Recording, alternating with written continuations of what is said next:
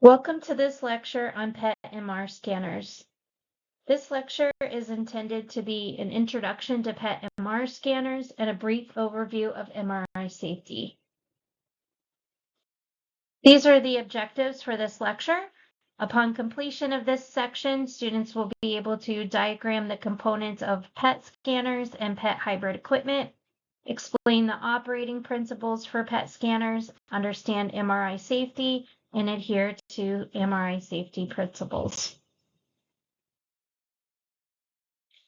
Now, the basis of MRI imaging is magnetic resonance. Under certain circumstances, energies can be transferred efficiently between objects. Magnetic resonance involves the transfer of electrical energy to atoms with unpaired protons in the presence of a magnetic field. Magnetic resonance imaging uses hydrogen atoms and measures the signal given off as they return to equilibrium after resonance interaction. Magnetically susceptible objects will align with or against a strong magnetic field. In the human body, the single protons of hydrogen atoms exhibit magnetic properties. Slightly more will align with the field and slightly fewer against the field, creating a net magnetic moment in the direction of the magnetic field. Because the protons are precessing randomly, the magnetic moment is only in the z direction. This figure is showing the axes and vectors in MRI. The net magnetism of hydrogen atoms in the presence of the external magnetic field is best expressed as a vector. This indicates the transverse magnetic vector in image B. The vector moves into the transverse plane due to the application of the second magnetic field. Note that the z-axis is pointed up in order to make it easier to see the MXY in the transverse XY plane. But in the actual MRI, the z-axis is a long axis of the patient's body. The hydrogen protons can be caused to precess in phase by the application of an electrical pulse at their Larmor frequency. That's the frequency of resonance. The electrical pulse is the radio frequency in megahertz region of the electromagnetic spectrum. Frequency of precession is proportional to the strength of the magnetic field. In-phase precession creates a magnetic moment in the transverse XY plane.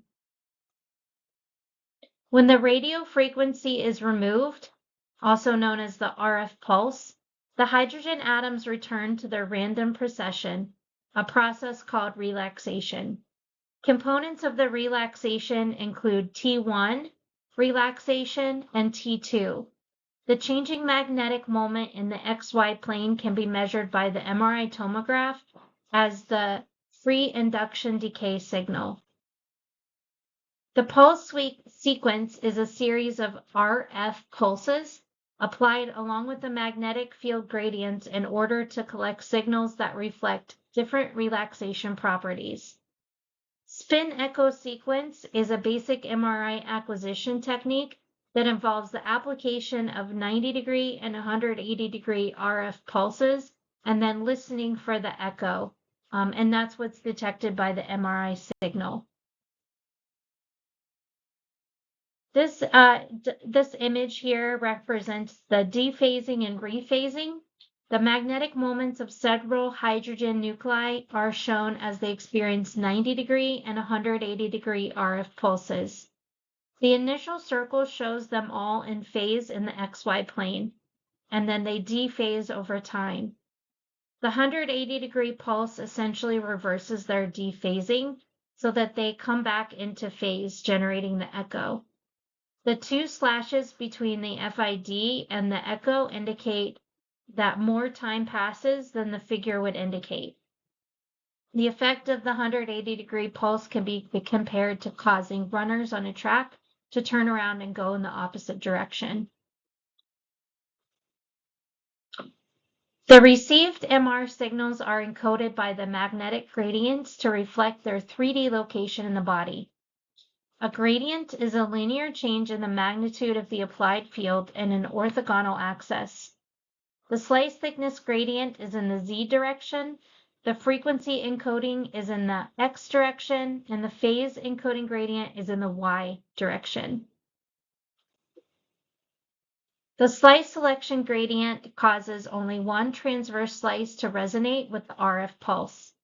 The frequency encoding gradient causes each column in that slice to resonate with a slightly different frequency than the other columns. The phase encoding gradient causes phase shifts in different rows of the tissue. It's applied once for each row of the pixels desired, with the gradient having a different slope each time.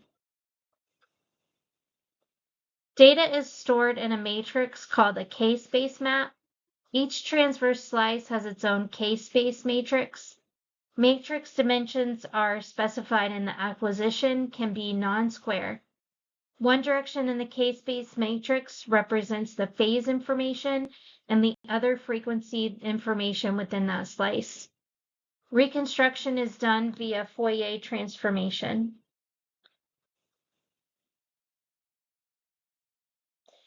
MRI has a superconducting magnet and it must be cooled with liquid helium. The room must also be shielded in copper, which is known as a Faraday cage. The gradients are provided by coils or loops of current that are carrying the wire. The RF coils send the RF pulse and receive the MRI signal. This is made up of a transmitter, the receiver, and the transceiver coils. Lastly, MRI instruments have computers with a master, a pulse programmer, and then an array processor. So there's 3 different computers that are used. Now, with the tissue characteristics in MRI, you often hear about T1 and T2 weighted. You can adjust the pulse sequence repetition and echo times to emphasize the tissue types. T1 weighted has a shorter sequence repetition and a shorter echo time, and it maximizes the T1 contrast, which shows the ability to transfer energy to the surrounding environment. With T1 weighted, fat is bright and water and CSF is dark. With T2 weighted images, these have a long pulse sequence repetition and a longer echo time. And this magnet maximizes the T2 contrast and shows the exchange of energy between the protons. With T2 weighted, fat is dark and water and CSF is bright. Everything else is a shade of gray.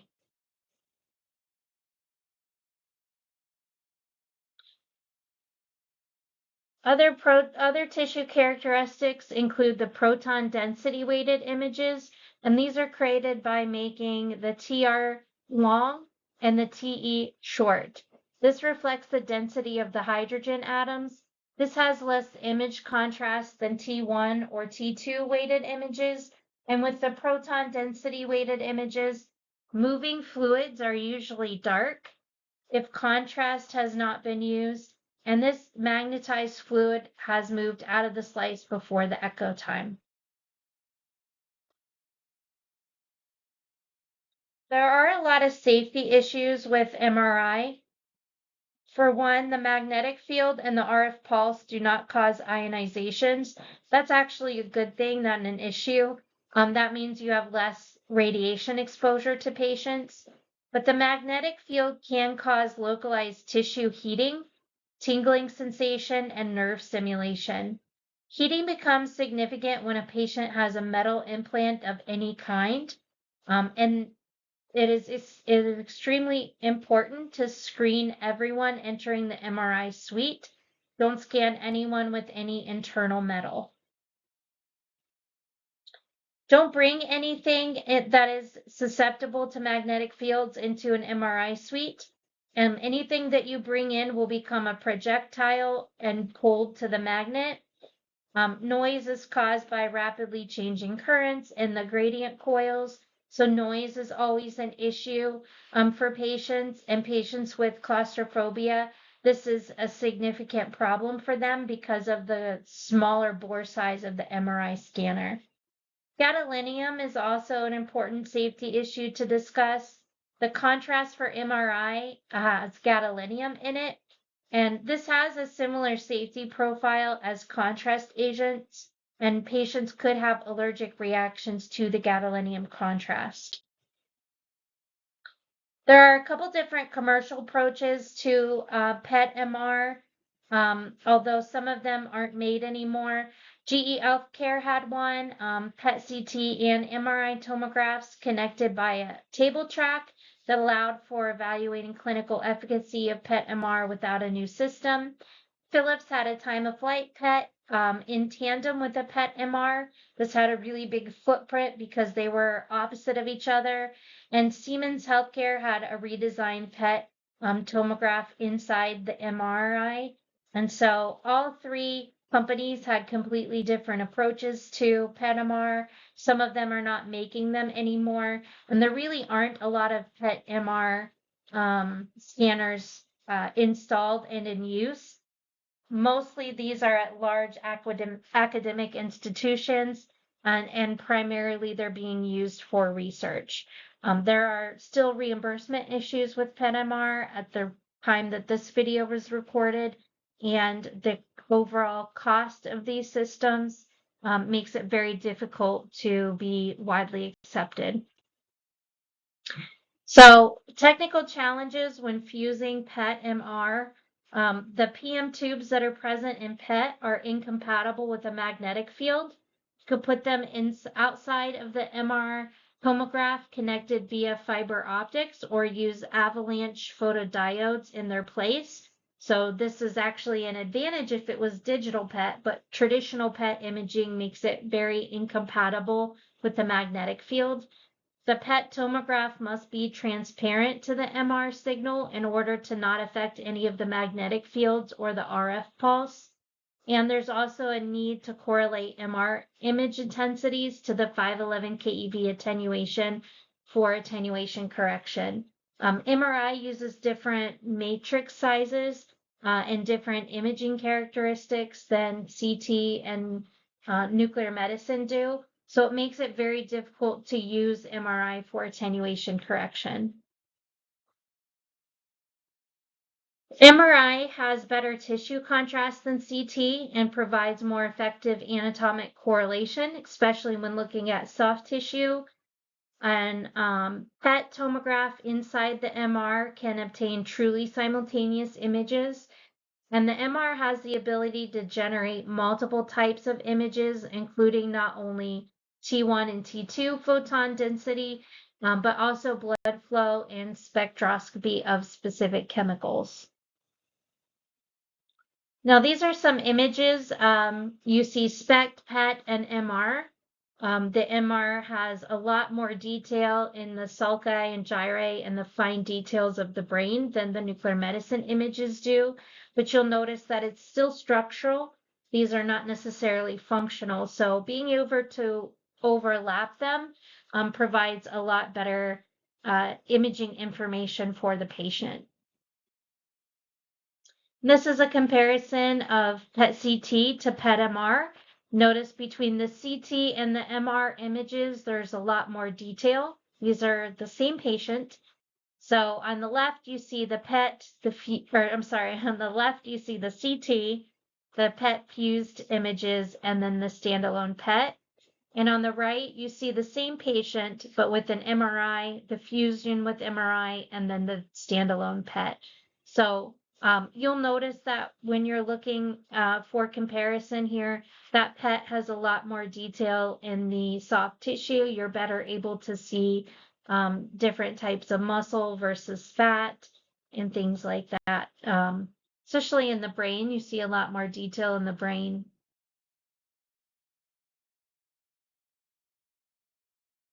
This is an example of a PET MR with Siemens, where you have the MR information here on the left and then fused images on the right.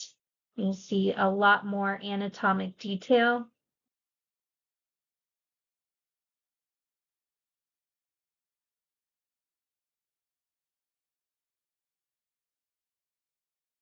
And this is another fused image here.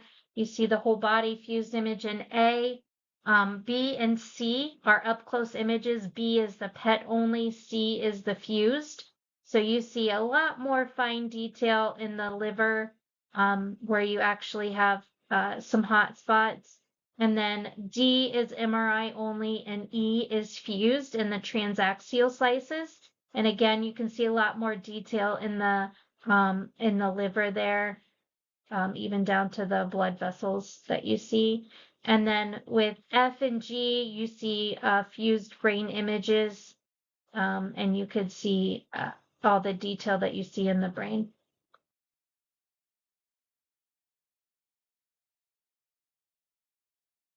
This is cardiac MRI, T1 and T2 fused with the PET images. You'll notice that in the area where you see a little bit different density here on the MRI where the arrows are pointing to, correlates with the perfusion defect that's seen on the PET images.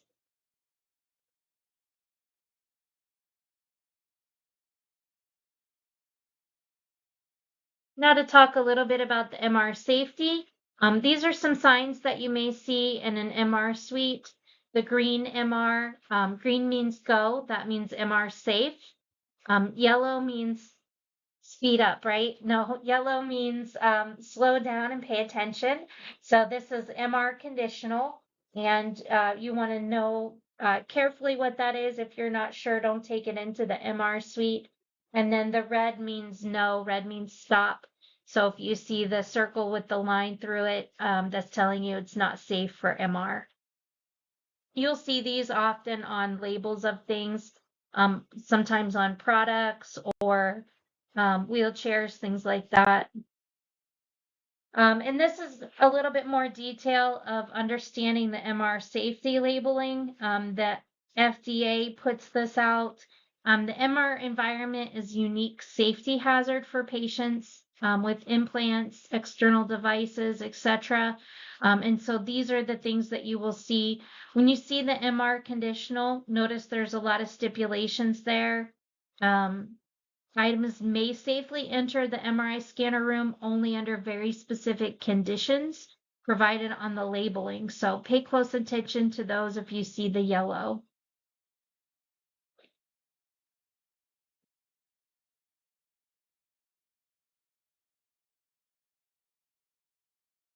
Some other signs that you may see, warning no pacemakers. Definitely don't want to take a pacemaker patient into the MRI.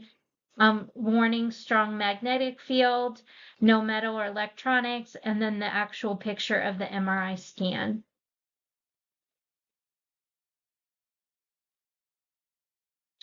And these are an overview of the MRI safety zones. There's zones 1 through 4, and they basically go from outside in, from safest to unsafe. So MRI zone 1 is an access area. And then MRI zone 2 is so this MRI zone 1 might be a general waiting area. MRI zone 2 is the MRI patient screening and preparation area. So this would still be limited access typically, but this is not close to the scanner. This is still outside of the room. And the caution MRI zone 3 is restricted access. And this is restricted to patients who have already been screened for MRI and are deemed okay to be in the area, and MRI personnel only. And then the danger, this is typically the scanner room or the scanner suite. This is restricted to patients who have been screened for MRI. They've confirmed that there's no metal. And everybody in that room is under direct supervision of a trained MRI personnel. So zone 4 is typically going to be the scanner room. And you'll notice with the colors too, green means go. I don't know what blue means. But that's for zone 2. So that's where the patients receive their screening. Yellow, of course, caution, proceed with caution. That's a restricted area. And then red means stop, don't go in there unless you're under the direct supervision of the MRI trained professional and you've been screened. And so this is a diagram of a kind of just an example of a MRI suite. So zone 1 might be the lobby or a general waiting area. Zone 2 would be a waiting area for MRI where the patients have been screened or are undergoing screening. Zone 3 would be the control room and then or equipment room, and then zone 4 is the actual scanner room itself. And that concludes this quick review of PET MR and MRI basic physics and safety. Thank you for watching. I hope you enjoyed.